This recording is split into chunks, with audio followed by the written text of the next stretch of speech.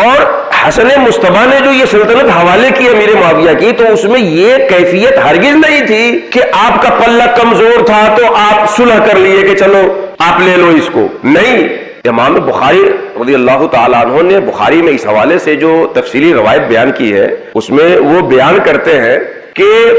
جس وقت حضرت حسن مصطفیٰ کو خبر ملی کہ امیر معاویہ اپنے فوج کے ساتھ مسلمانوں سے لڑنے کی پھر تیاری کر رہے ہیں، اور حضرت علی کے زمانے میں جو ہو چکا تھا پھر وہ ہونے کا ان کو کبھی اندیشہ سمجھ میں آنے لگا، تو وہ اپنی فوج کے ساتھ جب بڑھے امیر معاویہ کی جانب، تو امام بخاری اپنے شیوخ کے توسط سے ذکر کرتے ہیں کہ حضرت امام حسن کے ساتھ اتنی بڑی فوج تھی کہ امیر معاویہ کے جو بڑے معتمد تھے عمر ابن عاص، انہوں نے کہا کہ ان کے ساتھ تو اتنی بڑی فوج ہے کہ اپنے مقابل میں آنے والے کسی کو بھی زندہ نہیں چھوڑے گی، یعنی حضرت امام حسن کے ساتھ اتنے لوگ تھے، بعض روایت کے مطابق 40,000 کی گنتی بتائی جاتی ہے۔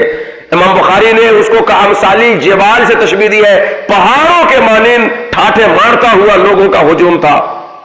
ایسے میں حسن مصطفیٰ کو ایسا لگا کہ ہم ہی صلح کر کے یہ ان کے حوالے کر دیں، اگرچہ ہمارے ساتھ بہت لوگ ہیں، ہم صلح نہ کریں تو ہمارا نقصان بھی نہیں ہونے کو ہے، لیکن امت کا شیرازہ منتصر نہ ہو اور آپس میں مسلمان لڑنے پہ آمادہ نہ ہو جائے، تو انہوں نے یہ حکومت دے دی اس کے حوالے۔ تو مال خرچ کر کے آپ کیسے آزمائش میں اللہ کی مرضی کو حاصل کر سکتے ہیں، آئی حکومت دے کر کے حسن مصطفیٰ سے سیکھیے۔ اور حسن مصطفیٰ نے جن شرطوں پہ صلح کی تھی امیر معاویہ سے، اس میں ایک اہم شرط تھی کہ آپ جب تک رہیں گے اس کے ذمہ دار رہیں گے، لیکن اپنا نائب اور جانشین مقرر نہیں کریں گے، اور انہوں نے اپنے بیٹے کو جانشین مقرر کیا۔ حضرت امام حسین نے اس کی مخالفت کی اور اس کے بیعت سے انکار کیا۔ پھر وہ جو نااہل تھا اسے نااہل کہتے رہے،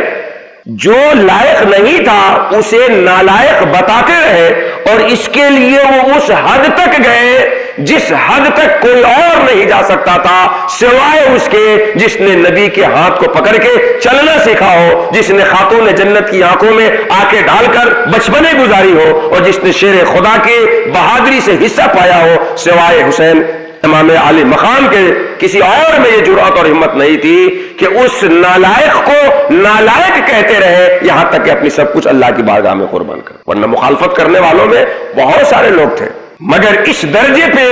اور آخری دم تک جو لائق نہیں ہے اس کو نالائق ہی کہتے رہنا، اور اس میں کسی بھی سمجھوتے کے لیے تیار نہ ہونا، وہ امام حسین نے سکھایا ہے۔